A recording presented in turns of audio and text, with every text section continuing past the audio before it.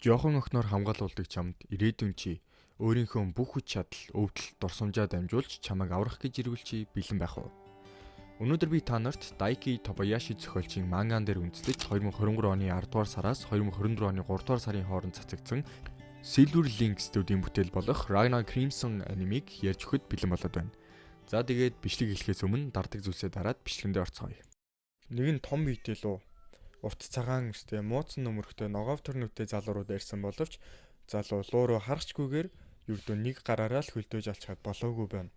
Илүү хүчтэй гэхэд Роноберо хотын ойд дуулга өмсөн нэгэн залуу хүү луутай торлолтож ялагдахын даваан дээр нүрэндээ сөрөвтэй ягаан өстэй охин лууг алж өгнө. Энэ цагаан өстэй нь болохоор манай анимын гол дүр Рагно, ягаан өстэй охин нь болохоор Лё шүү. Рагноч баярлаа гэхэд нь Лё хариуд нь намайг магтахдаа яаж магтах билээ гэхэд Рагна толгойг нь хилээд магтаж байгааг харвал энэ хоёр маань их л дотн болтой байдаг. Лууг мөнгөн зэвсгийн гаргадаг, мөнгөн авраагаар хөлдөөж алах, эсвэл наранд биеийг нь шатаах гэсэн хоёр аргаар алж болдог. Манай хоёрч даалгавраа биелүүлэхэд тарих замд нь хүн болгон Лёг хоёрхан настай байж 50 л болсон гол Лёника байна хэдрийгээд л энгийн иргэд луугийн ангуучууд ер нь бүгд л биширдэг. Манай хоёрч луугийн ангуучдын уушгийн газарт орж ирээд хоол идээд байж байтал луу алсан доогоор Лёгийн ард буюу хоёрт явж буй эрэхтэй өөрийг нь танихчгүй байх чинь Рагнаг маань чамд их амар байх шүү дээ. Гоц хүүхдийн үлдэгдэл хоол их л амттай байгаа байх та. Хараагцсан хүүхдээ эдрэгт нь Лёч уурлаад эд баялаг, байр суурь, алдар нэр хэр их хүссэн юм. Би бол хинээс ч юунаас ч илүү хүчтэй болохыг л хүсэж байна. Тиймээс луугийн ангууч болсон. Лууг алсаар луугийн хааны хүртэл алмаар байна. Хин натаа явахыг хүсэж байна гэхэд чимээгүй анүргүй болсон уушгийн газраас Рагна ганцаараа би ямаар байна гэсэн Лёч нэгээд ийм болохоор л Рагна дуртай. За нойр өрөөд хэллээ явж унтцгаая Рагна гэхэд Рагноч усанд орчход унтын шүү гэсээр явцгаахад нөгөө хоёрт явж байгаа залууч та хоёр бүр хамт усанд ордог юм уу гэсээр гайхаад л үлддэг. Лёг унтсан хойгоор Рагна гадаа надад луу агнах авьяас байхгүй. Насаараа бэлтгэл хийсэн ч Лёг гүйцэхгүй. Гүйцэхээс өмнө гарцаагүй луунд идүүлнэ. Тэгсэн ч хамаагүй Лё тус болоод л өгч байвал гэсээр ганцаараа бэлтгэл хийж байна. Энэ үед Рагногийн ард аниме гэхэнд гарсан хөгшөө ах гарч ирээд чи алтна. Чи наадаа биелүүлж чадахгүй. Илхтэн зэрэгцээд Рагногийн маань нүдэнд маш олон хүний луугийн галж чатаж буй үхэл харагдах ба тэр дунд нь Лёч байдаг. Орилсоор цэрээд зүүдүү гэтэл удахгүй гэсэн хоолой сонсогдно. Нарны тооллын 298 оны 2 дугаар сарын 23. Сүүлийн үед луу гарч ирэх нь багассан болохоор даалгаварч байгаагүй учраас эртхэн хайрж унтцгаагаар болоход Рагногийн маань нүдэнд харсан зүйл нь зүүдүү юу вэ гэд бодоод л байдаг. Луугийн ангуучид хоорондоо сүүлийн хэд хоног олигтой даалгавар ирэхгүй байсан чинь бөөндөө цуглаж байгаа дорн зүгт байдаг Donopiro гээд сүүлийн 10 жил огт луугийн дайралтын дүртөгийн хот руу хөдөлж байгааг мэдхэд Рагна маань харсан зүйлээ зүүд мөн инсэгтлэр болгочрон суухад Лёч анх чамтай уулзахтаа л хүчтэй болж чадныг чинь мэдэрсэн. Тэр үе хүртэл би чамайг үргэлж хамгаалах болно гэж тэрвэрдэг. Рагна 3 настай байхад нь эцгийнх нь луунд идүүлээд хамаатандаа өргүүлсэн ч бас л луунд идүүлчихсэн. Баян хүнд зарагдсан ч тэр хүний харшиг нь бас л луу шатаачихсан. Инээс болоод Рагног маань багаас нь хараагцсан гэж дэрлэгдэг байсан юм байна лээ. Энэ үед л манай хоёр танилцж байсныг бид мэдж авнаа. Нарны тооллын 498 оны 2 дугаар сарын 27. Нөгөө 10 жил луугийн дайралтын дүртөөгийн улсаас яаралтай луугийн цүргийг устгах гэсэн даалгавар зарласан байдаг. Рагнагийн нүдэнд хэд хоног толгойд нь орж ирээд байгаа зүүд нь шууд л орж ирээд Лёд зүхт гээд үгээд усгаж амжаагүй байтал газар хөдлөл мэдрэгдээд гадагш гартал хот нь луугийн галч чатж байдаг. Цухтах хэрэгтэй, цухтахгүй бол үхнэ гэд ээр чимууран байж хэлэхэд Лё бол зүгээрээ би үхэхгүй. Явцгаад ирье гээд явцдаг. Гал дундаас нэлт цус болсон хүн гараад ирэхээр нь ойрхон байсан хүмүүс нь яваад очтол Рагнагийн зүүд нь Лёг алдаг дээд луу байдаг. Үгэл алчхал Лё маань үхэхгүй гээд хойноос нь дайрсан чинь хүүрч нь эргэж харснаа цус бол гал идэрхснээ асар хүчтэй гал гаргаж Рагна маань хот тунд хус руу шидчихдэг. Сайкист Рагна одоо чамд байгаа найдлаа шүү гэж явуулчаад өөрөө дээд луу руу яаж миний Рагнаг заавал аландаа гээд дайрдаг. Рагна маань доош усан живхтэй дахиад нөөг нөмрөхтэй эрэхтэйтэй таардаг ба ирээдүйн өөрийгөө гэж мэдээж гайхах нь бол тодорхой. Гэтэ нэг гайхаагүй шүү за. Хөвшин Рагноч одоогийн Рагнуудаа хандаад ирээдүйн би чамайг өршөөхгүй. Үнэхээр л тийм нандин байсан юм бол илүү хүчтэй болоод Лёг заавал хамгаалах хэрэгтэй байсан. Би олон жил маш их тулдаж эцэстээ сэлэмтэйгээ нэгдсэн учраас одоогийн би луугийн хантаач тулдаж чадна. Алдсан бүхнээ ч хамгаалж чадна. Гэвч хамгаалах нэг ч зүйл хүлдээгүй. Үүнийг сонсож төвчээгүй залуу Рагна маань ч түүнийг заамдаад тийм л юм бол одоо л өгч. Одоо л энэ мөчтөл над хүчт нь маш их хэрэгтэй байна гэхэд хөшин Рамнаач инээмсэглээд угаасаа би тийх бодолтой байна гэд сэлмээ шууд л Рагнагийн зүрхэнд зоочдог. Хөндлөн зоогдсон сэлмнээс гарах мөнгөн авраа Рагнаг маань хөлдөөж эхлэхэд орилсоор сэрэх ба Сайкс Рагнаг голоос гаргасан байдаг. Хөшин Рагнач төлөөс байгаа гэдгийг сануулсан ч Рагна маань хамаагүй гэснээр ирээдүйн Рагна өөрийнхөө бүхий л хүч чадлыг одоогийн Рагнад шилжүүлдэг. Энэ үед нь харин над шиг сул доройны нэг луугийн хаанд зүүрлэн гинэ. Манай хаанд өргөдөг байсан талхны газрыг дээрэмснээс болоод дампуурчихсан. Түүнээс болж л хаа маань энэ хотыг алга болго гэсэн юм эдрэгээ Лёг маань алах гэж байсан дээдлүү удирдагчдаасаа мэдэрдэг аураг мэдрээд бүрэн хувирж дайрсан ч Рагна маань замд нь байсан луунуудыг гарнаасаа гарах аураагаар алж дээдлүү рүү очино. Энд чинь уг нь те ингийн луунаас бол бүр шал өөр төвшний дээдлүү штэ. Тэгэхээр чинь Рагна очиод л нэг гараараа хөлдөөснөө бутлаад алцдаг. Галзуу угстэй. Турыг харсан Лё тэнд байсан хүмүүсгээ бүгдээрээ л шоконд орж идэг. За энэ өдөр нь болохоор Лесэ улс 7 дахь удаага дайралтанд өртөж нийслэлийг оруулаад 6 сүрчихсэн.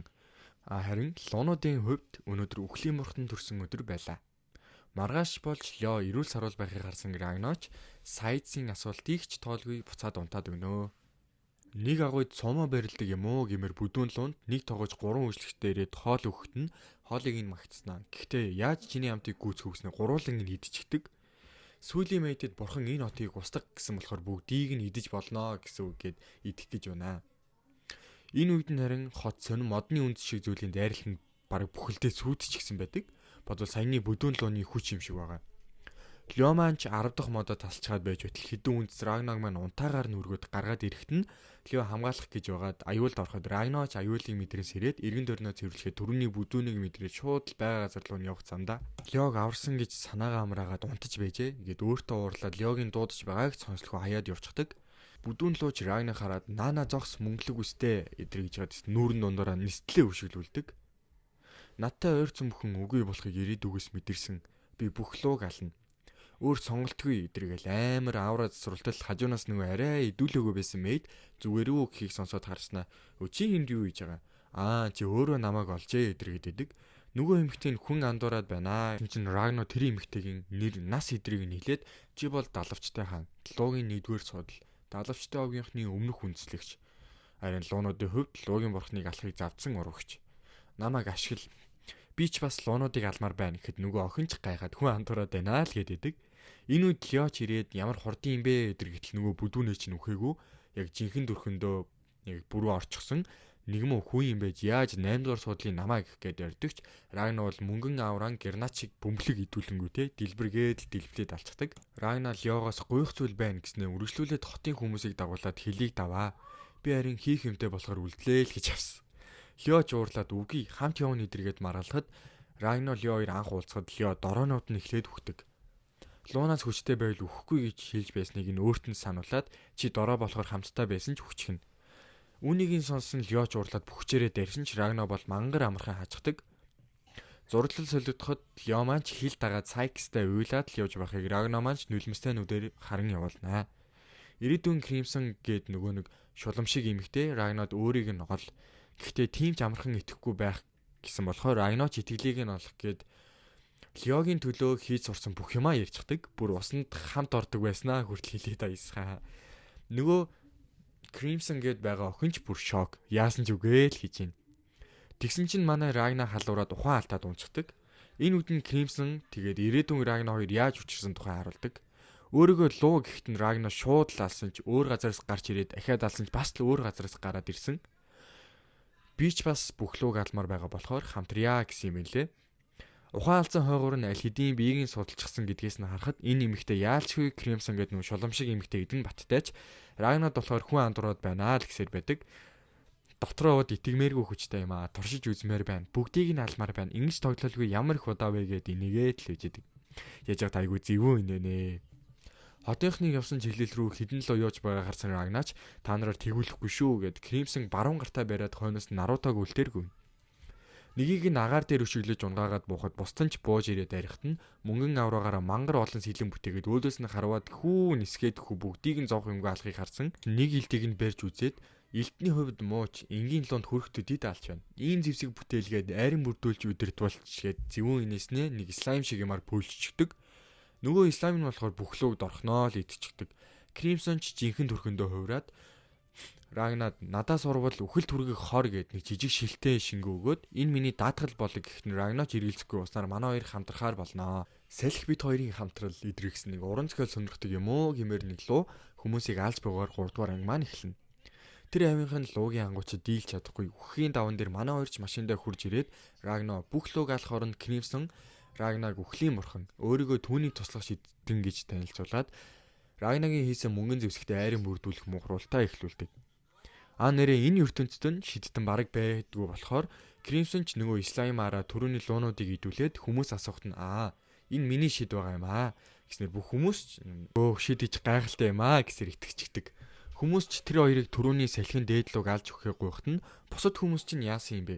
Та нар яриа дийлээгүй болохоор орхиод цухтаагаад ирсэн юм биш үсттэй эдэргээд шарыг нь хөдөлгөөд би та нарт хүч чадал өгөх болохоор хүмүүсийнхээ өшөөг өөрөө авгээд цэргээ болгочихдог. Гэсэн ч Рагнаг унтсан хойгуур нь гэхүү, ухаан алдсан хойгуур нь гэхүү түрүүний цэргүүдэд мөнгөс сумтай буу өгж бэлдүүлээд хүн байтгаа бүр луу аймар төлөлгөө зохиогоод тэринч бүтээд салхины лууг уурлуулад хяналтыг нь алдуулчихдаг. Салхины луу нь бүр арай л дэндүү хүчтэй болохоор хэцүү тэнгээ алдсан ч бүх юм Кримсоны төлөвлөгөөний дагуу болж Рагнагаар биш. Рагнагаар хийлгсэн зэвсгээр дээдлүүг өөрийгөө имжлэх боломжгүй болгоод нарны гэрэл шатааж лууг алж чаддаг.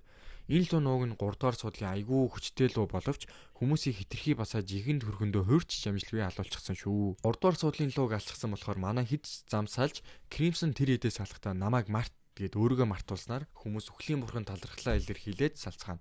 Кримсоныг радио шиг юм гаргаж ирээд сонсоход Леси хаан тусын аримаас иргэдтэн дөнгөж сая хөлийн ойролцоо хотод том хэмжээний дайрал болсон. Тийм болохоор хот бүрийнхээ аримын заврыг дагаж нийслэл рүү явцгаана уу гэд зарлж өдөг. Манай хоёрч зүхтах газрыг нь хааж байгаад иргэдийг нийслэл рүү шахаж бүгдийг нь алах гэж байна гэсэн өрх гэдгийг нь мэдээд нийслэл рүү хөдөлцгөөн. Одоо манай хэдий очих гэж байгаа. Лесигээд хаан тулсынх нь олон жил ямар ч луугийн дайралтанд өртөөгүй. Бараг хамгийн нам гүн гэж болох хот руу нар жаргахтай зэрэгцэн хэдэн мянган аянга нэргэж хотыг нь шатаагаад дараа нь хэдэн мянган луугийн айрам ирснээр хотоос бүрэн холбоо тасарсан тухай хаан мэдээлэл авна. Тэр дайралтанд өртсөн хот руу айрам босгож явуул. Луугийн ангуучтаас ч бас бүлэг босгож явуул. Гэхдээ дээд луу байх юм бол огтхонч тулдаж болохгүй шүү гэсэн тушаал өгнө. Яагаад ийм юм болчих вэ? Гэхдээ нийслэл нарны гэрлийг хадгалаад шүн цацруулдаг тийм хамгаалтай болохоор дээд луу байсан ч яах ч вэ гэсэн чинь тэнгэрээс сахиусан тэнгэр буугаад ирдэг. Юу вэ? Юун сахиусан тэнгэр вэ гэсэн чинь сахиусан тэнгэр биш харин бурхнаас тушаал авсан далавчид овгийн 1-р судал Ультиматиа гэж өөрийгөө танилцуулна. За энэ 1-р судлынхаа нэрээр нь дуудахад аюу хэцүү байгаа болохоор луугийн хатан гээл дууджээ. Луугийн хатан хаанд битгий санаа зовоо. Хүмүүс чинь хөдөлж чадахгүй байгаа нь тэднэрт ямар нэг юм тохиолдсон юм биш. Харин би цаг хугацааг удирдах дэлхийг зогсоосон юм Энд яагаад ирсэн? Тэгээд яагаад луунаар дайраад байгаа вэ гэхээр бурхан нь энэ улсыг устгах гэсэн. Гэхдээ би харгислал дургүй болохоор тань дээр ирсэн юм Ер нь бол бөөнд нь цуглуулж байгаа зовоолгүй алах гээд байгаа юм байна лээ. Үүнийг сонсон хаанч тавилантайгаа эвлэрэн сүүлийн арга буюу нөгөө төрөний нарны хамгаалтаараа шууд дайрах боломжтой байд юм байлээ. Шууд л тэрийг ашигласан ч энэ луугийн хатныг туслах гээд гарн луу шууд л хааныг алцдаг. Луугийн хатанч туслахтаа уурлаад би харгислалт дургүй гэд байхад гээд цаг хугацааг хааны үхээс өмнөрхөө буцаана. Хаанч өөрийгөө яагаад амьд байгаагаа гайхаад би сая үхсэн бистэй гэхтэн луугийн хатанч хаан тандаж иргэдээ бодгол бол бүгдийг нь нийслэлд авчиргэнэ. Хаанч өөрийн ухаангүй болсон байх ба хааныг алдаг нөгөө гарн луу хажууд нь байж идэг. Нөгөө туслахын дүрээр гэсэн үг шүү дээ. Ингээд л бүх хүмүүсийг нийслэл рүү цуглуулад байсан юм байна лээ. Нөгөө түрүүний аянгийн хурдаар хот руу дайрсан гэсэндэ энэ аянгийн луунд хатан ууг нь бол тийм тушаал ерөөсөө өгөөгүй байхад нь дайрсан юм байлээ. Тэгээд тушаал өгөөгүй байхад дайрсан болохоор тэр аянгийн лууга толгойг нь таслаад наран тавьсан ч нөгөөх нь үхээгүй байх ба хоёр асуудал байна. Нэгт 9-р суудлын Дорняг энэ улсын мөнгөн үж Старлиа алчихсан. Тийм болохоор 5-р суудлын трактор 6-р суудлын Зор хоёрыг явуулсан. 2-т 3, 8, 10-р суудал гээд манай Рагнагийн алсан 3 лууг алуулсныг хэлээд хин алсныг нь мэдээд алаа л гэж явуулчихдаг. Рагна дээд лууг мөшгөн ирсэн боловч бүх дээд луу хамт байсан болохоор ялагдаж тэд ч яхаа ярилцгаахад луугийн хатанч түүнийг дээд луу болгомоор байна гэсэн санал гаргаж бусдын ч угаасаа хатнаа үүсгэж чадахгүй. Дээд луунуудыг хувьсаад хүн шиг болчихсон юм болов уу гэсэн чинь үгүй юм байлээ. Эдгээр чинь харин бүр анханасаа хүн байсан. Тэгээд одоо Рагног дээдлүү болгох гэж байгаа юм шиг тэр эдигээ бас тийм аргаар дээдлүү болгосон юм байна лээ. Үүнийг сонсон Рагног эсэргүүцсэн чи огт маа нэгдчихвэл үзэн ядал чинь алга болно гэд нэг гарнаасаа цусан хотох шиг юм зүрхэнд нь зооход Рагног зүүднээсээ сэрнэ. Сая болсон зүйлс ирээдүйн Рагног болсон зүйл шүү. За Crimson ч хатны нүунийг түрүүний авсан арга хэмжээ вэ шүү дээ. Нүунийг олоод аалмал гэд явуулсан. Тэрийг нь бүр яг тооцоолчихсан байдаг. Тийм болохоор одоо л яг Лугийн хатан руу дайрвал төгс цаг идэргээд яг нийслэлд ирж идэг. Лугийн бурхан гээд жоо охиныгоо хувьд энэ бас аль хэдийн орчхой болсныг мэдсэн Лугийн хатанч аль болох хурдан устгах хэрэгтэй гэхэд Crimson ч төлөвлөгөө гаргахаар явахдаа нийслэлд хитрхи бага хүн байгааг анзаараад аль хэдийн иргэдийг устгах ажил ихснийг ойлгоно. Слаймтай үлдсэн Рагна бол олон хүн дунд байж чаддаггүй өвчтэй болохоор шууд л бөөлчөд идэг. Энэ үед Лугийн хатан дөрвөсдгийг ямар байгааг мэдэх гээд хүмүүс сонд явж байхад Crimson ч хоёр туслахтайгаа уулзсан нөхцөл байдалтай танилцсан. Рагна гудмаар явахдаа хүмүүсийн дунд Лугийн хатантай ингээд санаандгүй байдлаар зөрөөд тэгсэн чинь Лугийн хатан бүр яг яриа өрнүүлдэг. Crimson нөхцөл байдалтай танилцж байхдаа туслахын дроны бичлэгээс цагийг ухраах, зогсоохыг зэрэг хийж болдоггүй нь Лугийн хатны сул тал гэд нь батлагддаг. Рагна ялч чадна. Гэхдээ асуудал нь ичимхий мөн нөө хааныг алдах гаран гэд хоёр дээдлүүнд хамт байгаа. Та хоёр бол тэр хоёрыг хатанд нь туслуулж болохгүй шүү гэсэн тушаал буулгана. Рагна дайрах уу, буцах уу гэж дотроо хоёр хуваагдаж балмагдахад нь ичимхий дээдлүү хатан дээрээ яг ирж таардаг. Энэ үед Рагнач Crimson-ийн үгийг даган тулдахгүй байхыг сонгон өөрийгөө олон хүний дунд байвал дотор мухардаг өвчтэй талаараа хэлээд холдоо явнаа. Энэ ичимхийн бас яг Рагнаш өвчтэй юм байлээ. Тэгээд бөөлж өөдөл үлдэнэ. Булан дөрсныхөө дараа Рагна өөрийгөө 50-аар шийдсэн бус харин айсан болохоор л тулдахгүй байхыг сонгосон гэдгийг ойлгон Слаймаар Crimson байг олчлоо гэж хэлүүлэхээр үлдээгээд эргэж очоод тэр хоёрын ярьж байгааг сонсон дэвчээр нь алдарч Рагна түүн дээр очин яриа өрнөхөд аль хэдийн мөнгөн элдэнд толгоогоо тасдуулсан ичимхий дээд Лугийн бие газар дунан бутрана. Үүнийг харсан Лугийн хатанч жинхэнэ төрхөндөө ороход Рагна шууд л алчдаг. Цаг хугацаач автоматаар буцахад ахаад лална. Ахаад буцахад нь ахаад лална. Ахаад маш олон удаа давтагдаж гээр. За энэ үрээд анхны парт маань дуусч байна. Хэрв дараагийн партийг үзхийг хүсвэл лайк болон сабаа дараад хүлээж аваарай. Мөн гомдол болон шүүмж байвал хүлээж авна. Тэгээд бичсэн бүх комментиг унших болохоор комментоо бичээрэй. Баярлалаа.